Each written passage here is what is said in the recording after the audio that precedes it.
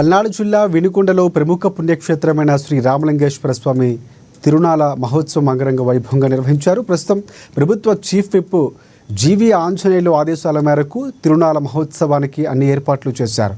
వినుకొండ పట్టణ పరిసర ప్రాంతాల్లోని భక్తులు వేకువజాము నుంచే బార్లు తీరారు. స్వయంగా శ్రీరామచంద్రుడు ప్రతిష్ఠించిన శివలింగానికి పూజలు చేసి మొక్కులు తీర్చుకుంటున్నారు.